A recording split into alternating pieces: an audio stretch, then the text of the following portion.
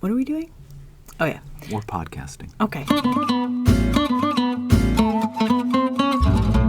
Hello, and welcome to another episode of Plain Truth, a Holy Spirited podcast. I am Maggie Ulmer, and I am here at the studio at United Theological Seminary with Scott Kisker. David Watson. Yeah. So here we are. And what is today's date? Today's date is June 27th. 27th. The day after my birthday. Oh, happy birthday, Scott. Thank you, Maggie. It's Monday, June 27th, 2022. Thanks for the big present you gave me. If somebody would tell me when their birthday was, then I would be happy to give you a present. I did buy Scott a present. So I guess we know. Not for my birthday, though. Yeah, I did. You only found out it was my birthday last night. But I still bought you a birthday present. Today. So? What's I the don't difference? mind. Who I'm cares? glad. Thank you. I mean, you didn't have to. I wasn't. We'll see if Maggie has a present for you tomorrow. Spoiler alert, probably not. But not because I don't love you, Scott. No, just because. of course not. Because Yeah. you don't love me that much. I mean, it's kind of awkward to start doing something you've never done, and I've known you for how many years? I don't buy you a birthday present, do I? Well, you should. And I actually know when yours is because it's the same as my daughter Susanna's, so All right. I don't have an I excuse. was also born on the same day as Pat Buchanan. Obviously, you Pat guys, Buchanan. this is why we're And I having was the born on the podcast same today, so we day can talk about as- these things, because nothing else is going on in the world. Yeah, right. Remember when Pat Buchanan was on Crossfire? No. None of us were alive then. Scott definitely was. All right. So Okay. far, what we've covered is it's Scott's birthday, and David and Scott are both really old. And I give And when I was in terrible high birthday school, presents. I used to watch Crossfire every time it came on. This explains a lot. All right. Well, it's June 27th, and last week, we just started this off with a bang. Billy Davis Jr. and I share a birthday. Are you ready? Are you gonna behave now? Peter Lorre. I can tell Peter already. Lorre? Yeah. The actor? Yeah. Oh, wow. He was cool. He was he's cool. in a lot of these like film noirs. Yeah. I can't do his accent, but Okay, we are avoiding talking We are avoiding about a the bit, things right, that 'cause- we're supposed This to is going to talk be about. one of those episodes where I get angry emails about how we didn't take some stuff seriously. all right. We do need to take this. I mean, the whole point is that a whole bunch of Supreme Court rulings have come down lately that have major impact in terms of religious freedom, in terms of, how democracy gets exercised in this country, all that stuff. Yeah. Not to, and So let's one of them came down just today. Yeah. Let's least talk, one of them. Let's talk about the big one. The overturning of Roe versus Wade. That's correct. Okay. All right. Well, Seems to have elicited some strong emotions in people. Yeah. And I understand. I mean, I'm intimidated by those emotions. So, like yesterday in church, one of our parishioners gave thanks for that, oh boy. for the overturning of Roe versus Wade. Yeah. And I was like, yeah. You're immediately aware that probably there's some people in the church for whom this is not something to give thanks for, right? Yeah. Or, and it's just, the tension. Yeah, pastorally, that stuff is always hard to navigate. Rob and I were talking about this the other day. Our pastor did preach he did discuss the subject in the sermon, and in my opinion, did a very good job, handled it very sensitively. I know that there were some people who did not agree, and there were lots of people who did agree. So, but yeah, I mean, this definitely would have I been. didn't touch it in the sermon. Yeah, I don't blame you. It would have been a hard one too. I mean, but so before we go down that road, Yeah. the Supreme Court decision known as Roe versus Wade essentially decided what, if somebody wants to encapsulate or to summarize. I mean, it basically made abortion on demand legal throughout the United States. yes, it was an attempt to end the various the conflict that was going on in 1973 or what, up to 1973 with the sexual revolution beginning in the early, for a decade at least, over the issue of abortion accessibility in this country. Yeah, so And whether or not that would be left up to state legislatures to decide, or whether there was some right in the Constitution that would end the debate right. locally. So, and the way that this became couched culturally, and even if I have mixed feelings about this, but I feel like it's important to say, to name what the sort of the narrative is. The way it gets talked about culturally is that this law is about protecting. It's not a law. No, okay, thank you. Yeah, It's not a law. Right. But is the way that this gets couched is that this protects a woman's right to make a decision about a personal decision about whether or not she can have an abortion. That's the narrative. Right. That's the narrative from the left. Yeah. Yeah. And I mean, I would say it's broadly, that's what I always heard. Well, and that's not untrue, right? It's because just not entirely true, because what this does, but what striking down Roe versus Wade means is simply that the laws go to the states now. Oh, right. yes. But, I'm not saying. I'm just saying. as an individual woman living in X state, Roe versus Wade meant that my state could not make any legislation that would restrict my right to abort my child, my baby, my fetus, whatever. To end pregnancy. To end a pregnancy. Right. As a pregnant person. Oh, gosh. Had to go there. So, well, it's nice to hear that women are back in the news now. Yeah, exactly. Well, being a woman is a thing again. I mean, can I just tell you, like... Although, I did see, I shouldn't have watched, like, crazy TikTok people, but I did see... Why did you do that? I know. You knew how to get on TikTok. I don't know. It wasn't on TikTok. It was on like YouTube. But whatever. This person was just upset that precisely that women were getting too much attention and reminding us that men can have babies too. No, you can't. I'm just telling you what this TikTok person was saying. Okay, before we go any farther, there's just one thing I want to say. My personal desire in life is not to hurt people. However, there are some things with which I strongly disagree. And wait. There's just no way that we're going to talk about these things without me saying something. I'm talking to the listeners, not you two. I don't care what you two think. But we know. I'm questioning the idea that you don't like to hurt people. I don't like to hurt people. Didn't you just say before you want to, drink less and punch less, hit less? I was just talking about a book that makes me angry. Okay. But this feels like theater of the absurd. Like, there are real things that are problems that need to be addressed. And there are legitimate concerns to have. Like, there is some weird rhetoric coming out of the right side about like just all out bans on all kinds of abortion. I don't agree with that. There are instances in which I believe that there might be more psychological damage done to an individual, like in the cases of incest and rape, to carry a birth to term. Now, I'm not saying that they can't. I'm not saying that they absolutely shouldn't. I'm just saying that might be a thing to think about. It is what is called a morally relevant circumstance. Yes. So I think that, we need to clarify to the listeners that all three of us are generally pro-life Christians. That's right? 100% correct. We are pro-life Christians, and we just want to go on record there with that. And, me personally, I have preached twice at the United Methodist Life Watch service in Washington, D.C. That is associated with the March for Life. I've been to the March for Life 3 times.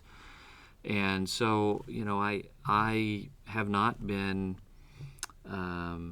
secretive about what my positions are on this. But the problem with a lot of this rhetoric is that it is so it's everyone is arguing right now with just blunt instruments. Oh, yeah. Right, and issues, for example, like you're talking about, like the case of the life of the mother, or rape or pregnancies, incest, these kinds of things.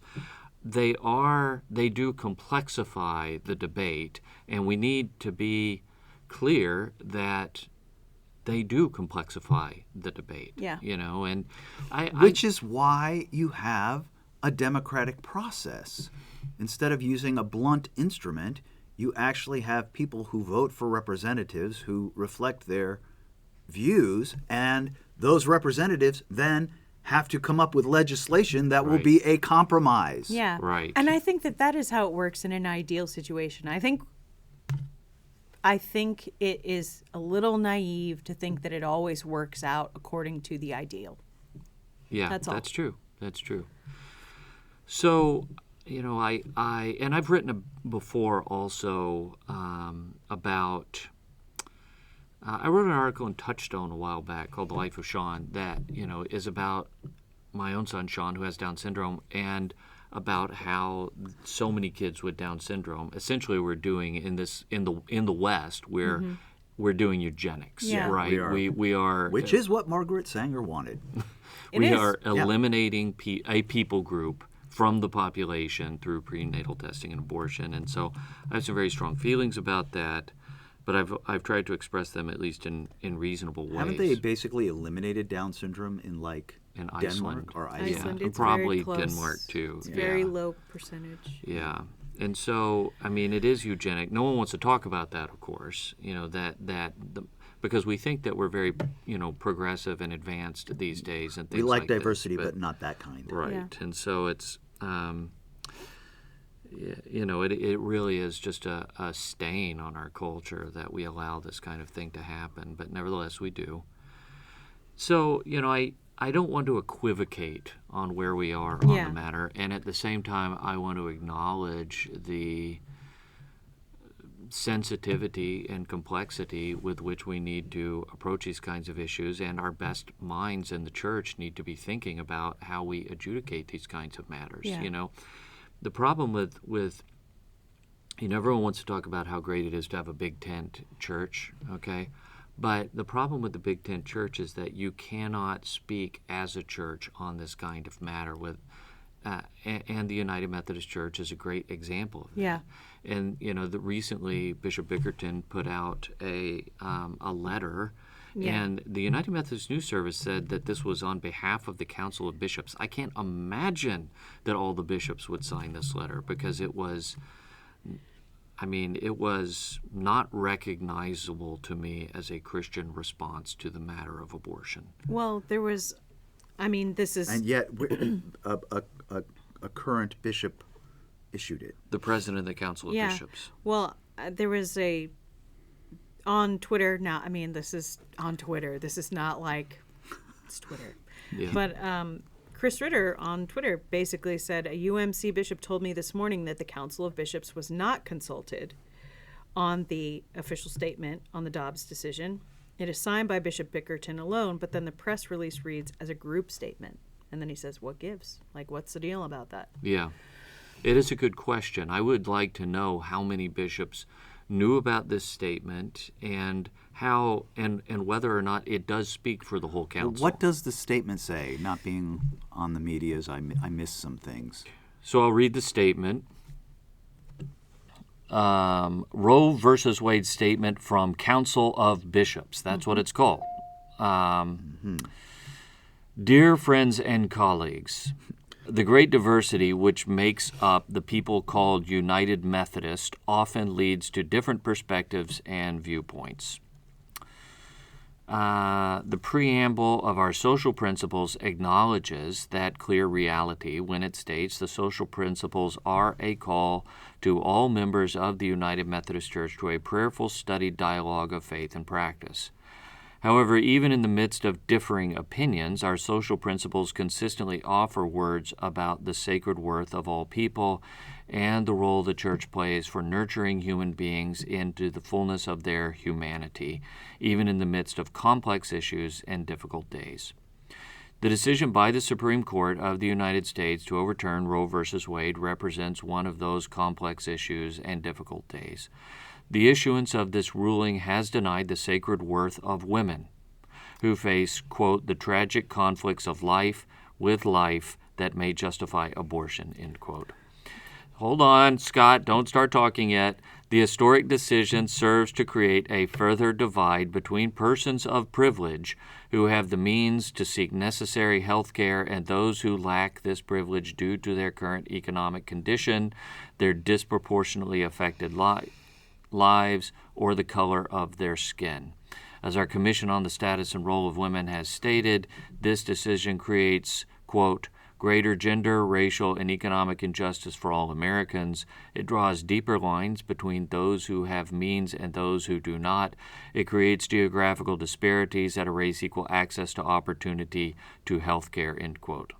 This decision further complicates the struggle and creates division, anger, and chaos in an already divided and conflicted country. Well, he's not wrong there. The overturning of Roe v. Wade is a call for the church to rise above the fray, to offer words of support and hope in the midst of emptiness and despair, and to advocate for women who are unjustly affected and unfairly harmed. The gospel we proclaim calls us to extend grace, love, sound advice, and an open heart for those who find themselves in the midst of confusion and despair. It will require us, as the General Board of Church and Society has already stated, to ramp up our advocacy for the rights of all people who have access to affordable, equitable, and comprehensive health care that includes reproductive and maternal care.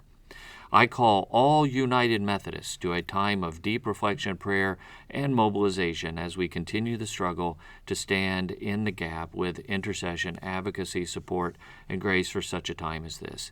In the midst of our diversity of opinion, may we be one in our response to those who are broken and to world that is divided. As our social principles state, quote, grateful for God's forgiving love in which we live and by which we are judged, and affirming our belief in the inestimable worth of each individual, we renew our commitment to become faithful witnesses to the gospel, not alone to the ends of the earth, but also to the depths of our common life and work. May it be so. May it be so. The journey continues, and then it's signed by Bishop Bickerton. I'm about to say something that I don't mean. I've read a lot of things. I read a lot of things that come through the magazine. I read a lot of things, and that is what is known as word salad. That does not mean anything. No, it does mean something. It's rhetoric. It's complete. Well, of course. It's complete sophistry. That's what I mean. It's that there's no there. We're not landing anywhere. We don't believe anything. We just this is hard. Well, I think it is indicative. But here, I think it is indicative. Do you think he thinks that he said something? I mean, he must, right? Or did he think, I need to issue a statement because, the whole world is waiting with bated breath to find out what the United Methodist Council of Bishops thinks on this issue? Well, people in the United Methodist Church are looking to their leaders. You really think that's true? No, I do think the statement says something. Yeah. I think what the statement said is we, the Council of Bishops, are a pro-choice body, and we believe the United Methodist Church should be pro-choice too. Yeah. I think that's what it said. But that is what it's saying, but it's trying not to be explicit. Well, no, but it's quite explicit that we believe humans are of sacred worth, unless, of course, they haven't been born yet, or unless they're unwanted. Right. Yeah. Right, and as I tweeted out after this, I said, I'm going to be going into the Global Methodist Church, and so and in so doing, I probably need to, once I do that, kind of stay away from intra-United Methodist debates. But had I been on the fence about going to the GMC, this would have definitely pushed me off of it. Yeah, because I think that part of what the part of the problem here is that the United Methodist, there are brilliant scholars within United Methodism, but the church itself, the body itself, is not an intellectually serious tradition. And it's yet to be seen whether the Global Methodist Church will be. I certainly hope it will be. But I think that we have been so concerned with preserving diversity of thought within United Methodism that it has kept us from the kind of deep work that we find in, say, the Roman Catholic tradition around these kinds of issues, where we can say, this as a church is what we believe, and here are the theological reasons we believe it. Yeah. And that's what we don't have. And until we have something like that, until a tradition has something like that, the tradition cannot be taken seriously when it speaks to matters like abortion or whatever the issue of the What day is a may human be. being? Yeah. Well, right. and it seems like the bishop just contradicted the social principles. How so? Well, the social principles read, the social principles are also like an attempt to sort of, say relatively little or cover, big tent, but it does say our belief in the sanctity of unborn human life. Sanctity. Right. Holiness of unborn human life makes us reluctant to approve abortion. But we are equally bound to respect the sacredness of the life and well-being of the mother and the unborn child. What does this mean? So, but I'm just saying, you have made a statement that this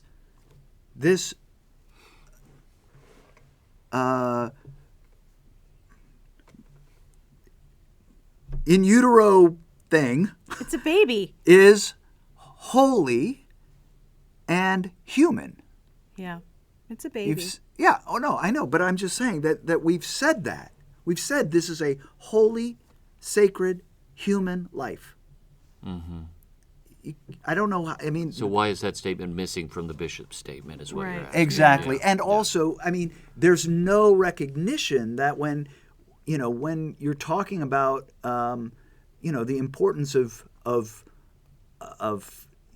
I forget the exact statement, but he said it at least twice, of the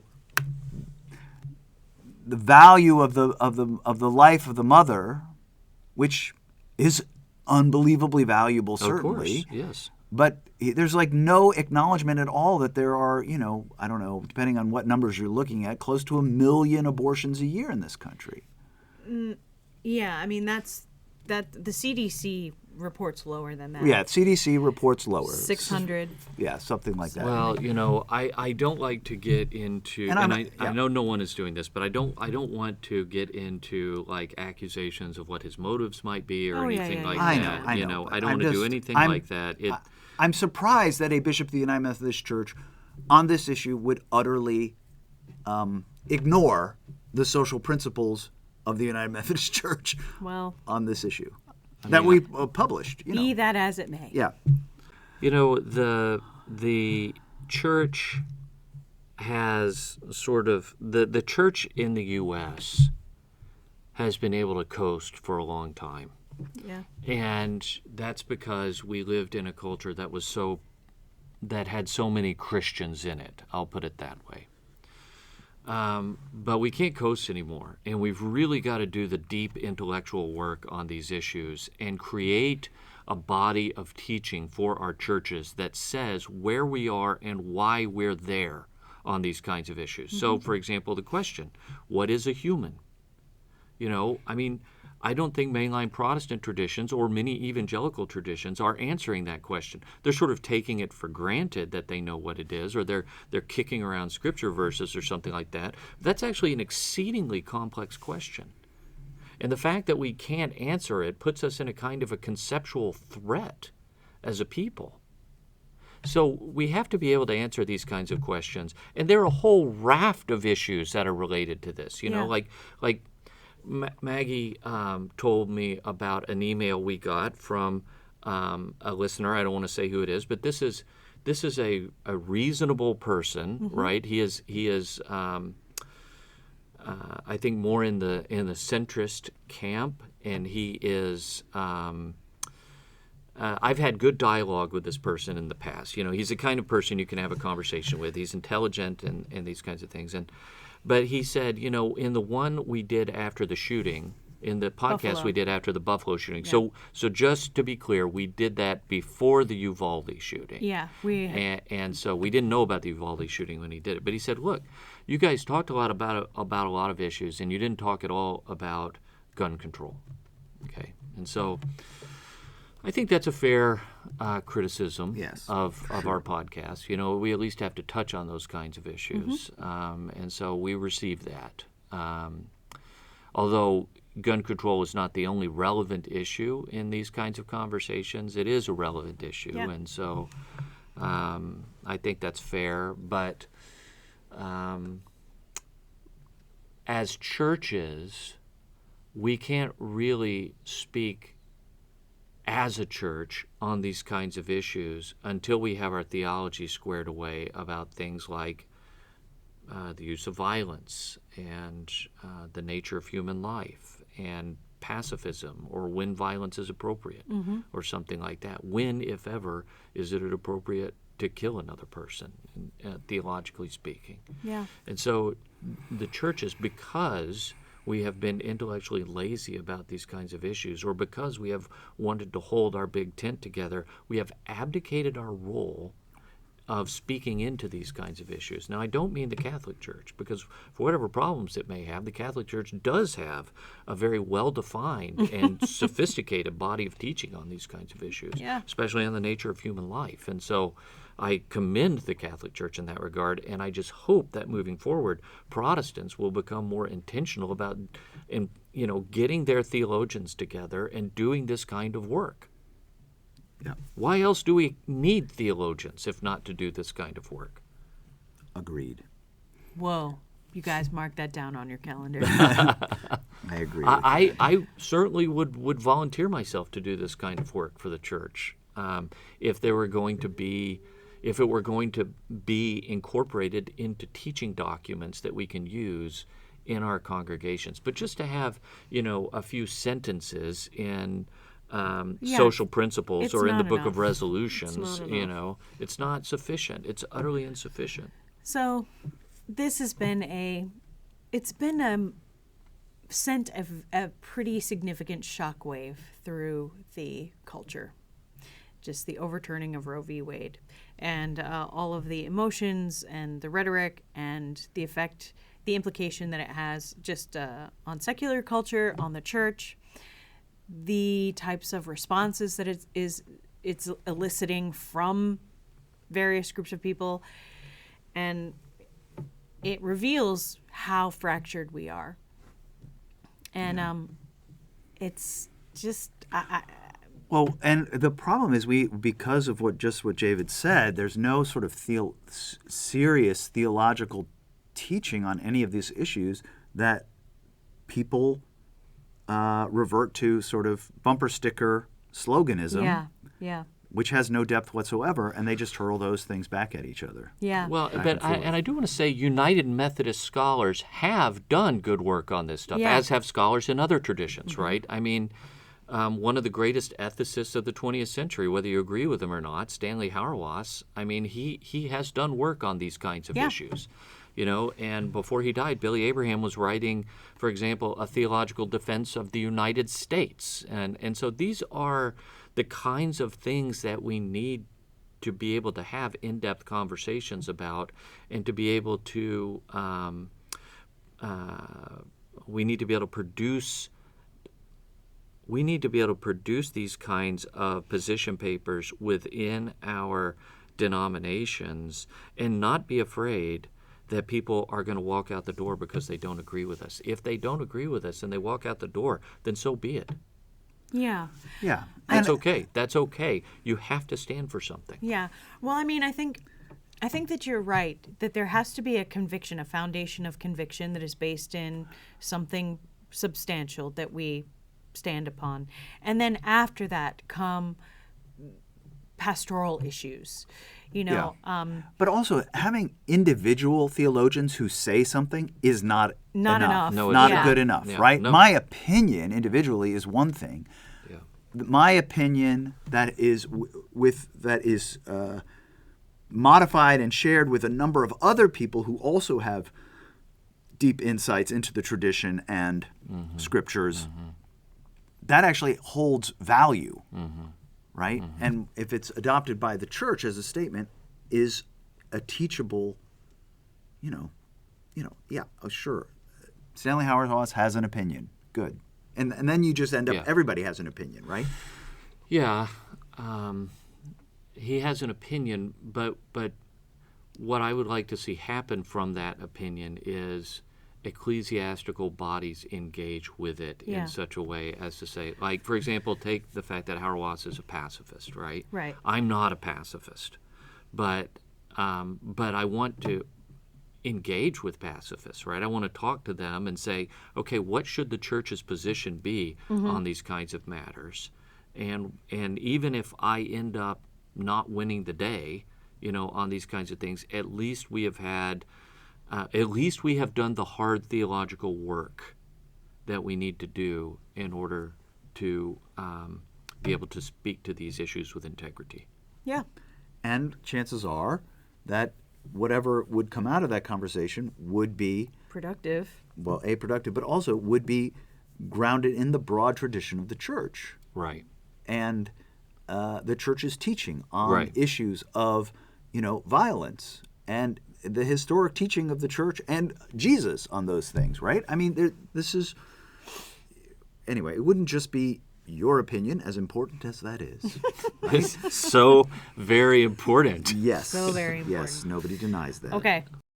This issue is, even though I am a pro-life Christian, one of the things that's important to me about this issue is this one aspect of the narrative that I feel like is addressed, but it's often addressed like very gingerly in evangelical circles, and that is just the role that men play in reproduction, which is in fact necessary, regardless of what people may think about men or women and how that works. Maggie, you're just old-fashioned. I am old-fashioned, I guess, in that way. That is so 2020. Well, the thing is, boys and girls, is that that's very binary of you. I know, but the thing is that when I had my unplanned pregnancy, that's how it worked. Really? Yeah, it wasn't 2 boys and it wasn't 2 girls, and it wasn't. You know what I'm saying? It's like you can't have a matched set. That's far as I know. That's how the biology works. Okay. So I don't know if you're going to leave any of that in. No. I mean, we do live in a new postmodern age, so maybe that doesn't apply anymore. Maybe it doesn't. I know that we're joking, but my intention really is not to be glib. But the thing is that one of the things that often gets overlooked is like, hey, it's more than just women going out and having unprotected or irresponsible sexual interactions with people. Men do it too. But the burden of reproductive care and birth control is almost entirely on the woman. Now, some of that is because if you get pregnant, the baby grows in your body. And then after that, it's very hard for men to have opinions about what happens after that. Now, I don't think that that's right. But well, there is some type of, I don't know if it's legislation that's been proposed yet or whatever, but I've seen it floating around on Twitter, where basically the law would be that in the case of a pregnancy, you do DNA testing, and the father is, in all cases, held accountable for the support of the child. I would be 100% for that. 100%, so yes. This is the funny thing. I see this rhetoric from the progressive side, like for the next 21 years. Yeah, yes. Right. I see this rhetoric being threatened from the progressive side, as if men, if conservative men want this. Right. Conservative men are tired of the lack of self-control. And well, it's certainly that coming is back to bite people. infantilizing masculinity in this country, and the lack of responsibility and the lack of self-control. That is allowing and men to be infantilized way too long. Yeah, would be in favor of that also. Yeah, I think it's a great idea. I would write that legislation for the state of Ohio. But I do think that there are. I mean, I was interviewed about the end of Roe versus Wade for United Methodist News Service. They only used one sentence of what I said. No way.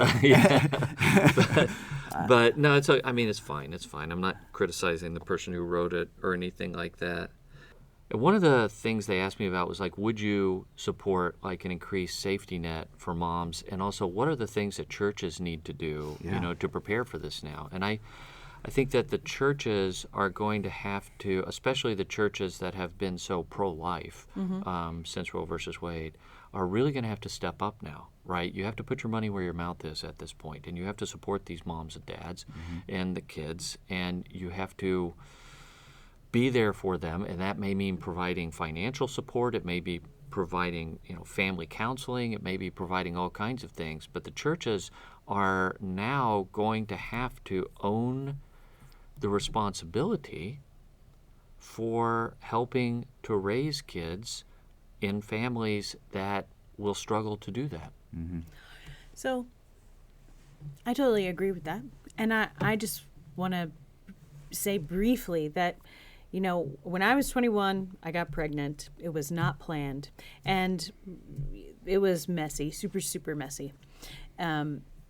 But when you have this interesting experience when you have an unplanned pregnancy.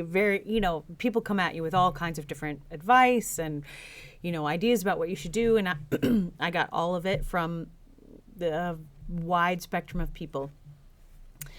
But what was fascinating is that, there were plenty of people in my life who were like, we're going to support you no matter what decision you make.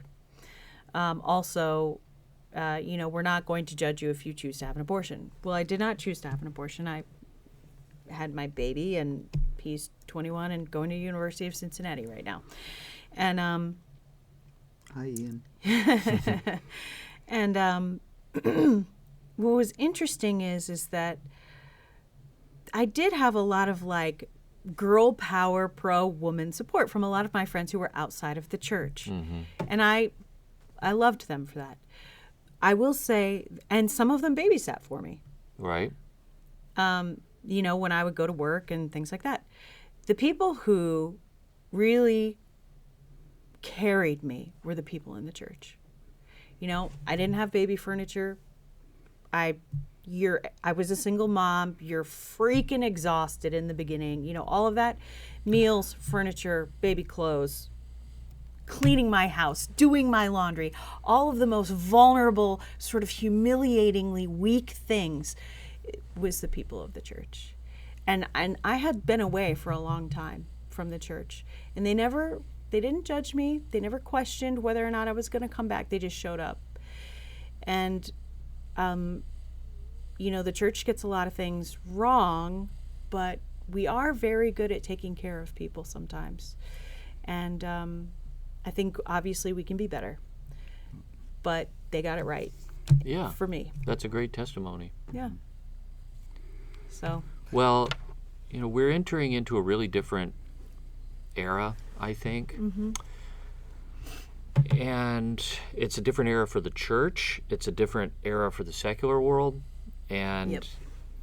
The church is going to have to step up its game. 100%. Both with regard to the intellectual work around these kinds of issues, but also the kind of pastoral and community support that's going to be needed now for moms, dads, and kids. Mm-hmm. The hard thing about this is that it is impossible to view this topic from a purely objective standpoint. It's just not possible. Because we know people who have made both decisions. That's correct. Yep. And the impact that those decisions have had on their lives. And it's not as though one decision to have a child impacts your life, whereas terminating a child does not impact your life. Yeah. They both impact your life for the long term, both Oh. choices. Yeah. So Yeah. And one thing I do feel like our culture is anti-family. no way. Yeah. But that being said, being a biological parent is not the pinnacle of existence. You know, human beings were made to worship God. And there are people who can't have children, men and women who cannot participate biologically in the reproductive process. And that does not mean they're less human Right. and or less valuable, or that they don't have gifts to give as a parent in some way, shape, or form. And that they won't also be there in eternity with the rest of us 100%. worshiping, and where none of us will be married Yeah. or given in marriage anymore. Or be, necessarily parents. You Right, know? right. There will be one parent. I mean, it's like when my so obviously I serve communion when we have communion at church, and at least and I address those who come forward as Sister X or Brother X, and when Roberta comes forward, it's Sister Roberta. Yeah. And when Tabitha comes forward, it's Sister Tabitha, Brother Isaac. These are my children. They're not in that context. They are not my children Right. anymore. They belong to God. They are God's, and we are fellow brethren in Christ. Yeah. I think that goes to your earlier point, David, in terms of, the sort of theological work about, existence. What are human beings? Where do they come from? Right. We need that teaching, but also I think the thing I've been thinking a lot about too is just how when you have a deeper understanding of what you are, where you come from, you have greater compassion for the circumstances of your own life. You have greater, just forgiveness towards self, but also for other people. I mean, yes, I certainly know women who have had abortions, many women, and I just, there's no reason to heap shame or guilt or anything on women who have gone through that. And at the same time, there is something to the idea that if we can create a world or culture where that isn't seen as the only possible way forward, I think that would mean overall our culture would be heading in a better direction. And I also want to say, is like one of the things that in our culture right now is that because of technology, we can make choices with no consequences. Oh yeah. So we can engage in sex with whomever and whatever we want, and we will not have to face the consequences of children or disease or anything like that. Or we can at least use technology to get ourselves out of those consequences. Sure. And the reality is even the use of all of it has consequences. Psychological consequences, soul consequences. Mm-hmm. That simply using your sexuality in any way you want is going to have consequences, even if you don't Yeah. produce a child. Yeah. Or even if you don't Through that. even if you don't think it will. So Yeah. But I think so obviously we're speaking about all of these things from the standpoint of people who are Christians, and our government is not necessarily a We don't live in a theocracy. no, we no, don't. but the whole point of overturning Roe v. Wade is that this goes back to a democratic decision. Right. That the choice This- has been handed back to the states. Which is, so in some sense, the Supreme Court had made a theocratic decision with Roe v. Wade to say this is the rule for everyone. Oh, I see. And what now you're saying. it's going back to a democratic process where we have to speak to each other, and we have to elect representatives who reflect our ideas to the greater degree, and they have to argue with other representatives who don't Yeah. to craft some sort of legislation that we can all live with. Well, we all know what that means. No one's going to be happy. No one will be happy. But no one's been happy for the last 50 years either, you know? Yeah. Right. Well, I feel like when we have topics like this, what you can always count on, listeners, is that we will have a conversation. And some of you are pissed off. We can count on that too. Yeah. But I as one of the, this podcast is attached to Spirit and Truth, and I'm constantly thinking about this podcast and all the podcasts in our network about, like, okay, what does this podcast do? What role do we fill? What do we do? Blah, blah, blah, blah, blah. And I actually think that, sometimes we are a little bit off the rails, but this thing right here where we just kind of gnaw at something and talk about it, and I think that's really good. And I actually don't think that happens a lot. I mean, just generally, it's hard for people to sit around their dinner tables and just have conversations about the things that are happening, because we so frequently find ourselves polarized. Yep, that's right. Discussion, the public sphere, these kinds of things have fallen on hard times. Yeah. Yeah. And I think social media has taken the place of the public sphere, and that's not a good thing. No, has not done a good job of facilitating that role. Yeah. So anyway, I think that's been our podcast for today. We'll see. We'll see. Yeah. And just praise God we don't record live. That's all I'm saying. I feel like we're live right now. We are alive. We're recording live. Yes, we record live, but we don't publish live. Yes. Anyway, that's been our podcast for today, you guys, and thanks for listening. And we're praying for all of you, and for our nation. Yeah, and for our nation, and peace. for our church, and For sensibility. yeah, all of those things. And rate and like the podcast.